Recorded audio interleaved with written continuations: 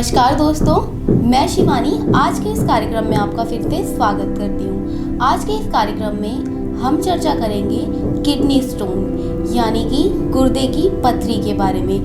तो जो लोग गुर्दे की पथरी से परेशान हैं तो वो कौन कौन से योगासन कर सकते हैं, आइए जानते हैं गुरुदेव ओमकार देव जी से। नमस्कार। नमस्कार। शरीर में पानी की कमी होना, कैल्शियम का जमा हो जाना, ठीक प्रकार से भोजन का शरीर में पाचन ना होना या अन्य कई कारणों के चलते गुर्दे के अंदर पथरी यानी कि स्टोन जमा हो जाता है। इसका मूलभूत कारण या सबसे बड़ा व विशेष कारण शरीर में पानी की कमी होना और शरीर में कैल्शियम का एक स्थान के ऊपर डिपॉजिट हो जाना जो शरीर पचा नहीं सका है।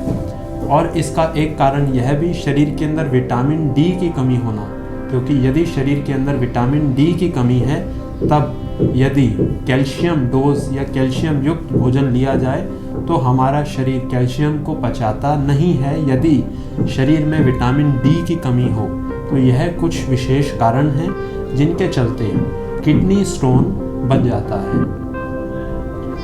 चिकित्सक से सलाह लेकर अपने भोजन में कुछ परिवर्तन करके, कुछ औषधियों का सहारा लेकर और इस वीडियो में जो योग अभ्यास करके आपको दिखाए जाएंगे उनका नियमित रूप से अभ्यास करके इस समस्या से आप छुटकारा पा सकते हैं और इन अभ्यासों को करके बहुत हद तक लाभ प्राप्त कर सकते हैं। तो चलिए अब अभ्यास आरंभ करते हैं। सबसे पहला अभ्यास करेंगे वक्र आसन।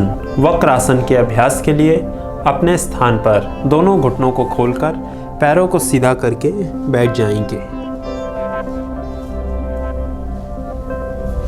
पीठ गर्दन सीधी रहे। अपने दाएं घुटने को मोड़ेंगे, एड़ी को पूरा शरीर के पास ले जाएंगे, दाएं हाथ को पीछे रखेंगे, दाईं कोहनी सीधी। बाएं हाथ को दाएं घुटने के दाईं ओर से लेकर जाएंगे, बाएं हाथ से बाएं घुटने को पकड़ने का प्रयास करेंगे। गर्दन दाईं ओर। अभ्यास में सांसों की गति सामान्य रूप से चलती रहे। कोहनी से पूरा अंदर की ओर दबाएंगे घुटने को, रोक कर रखेंगे लगभग 30 सेकंड से 1 मिनट तक। उसके बाद पहले गर्दन सीधी, हाथ वापस, घुटना सीधा। अब इसी अभ्यास को दूसरी तरफ से करेंगे। बाएं घुटने को मोड़ेंगे, एड़ी शरीर के पास, बाएं हाथ को पीछे रखेंगे, दाएं हाथ को उठाएंगे, बाएं घुटने के बाईं ओर से लेकर जाएंगे, दाएं हाथ से दाएं घुटने को इस प्रकार से पकड़ेंगे, गर्दन को बाईं ओर लेकर जाएंगे, रोक के रखेंगे। सांसों की गति सामान्य रूप से चलती रहे। लगभग 30 सेकंड से 1 मिनट तक शरीर रुका रहे। पूरी कमर, गर्दन, जंघा मुड़ी हुई, बीच में से पेट, पीठ, कमर, छाती पूरी मुड़ी हुई। गर्दन सीधी, हाथ वापस और घुटना सीधा। इस अभ्यास को दोनों तरफ से 3-3 बार करेंगे।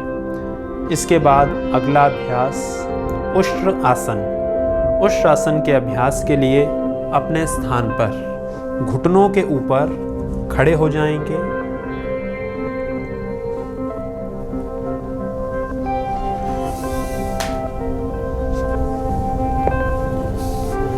इस प्रकार से अपने घुटनों के ऊपर खड़े हो जाएंगे।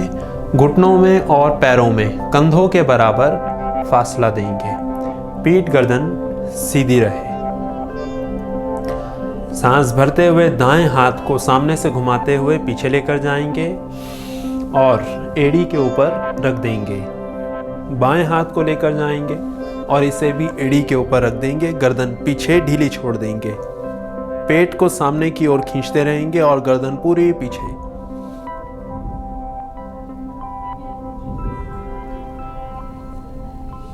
रोक के रखेंगे।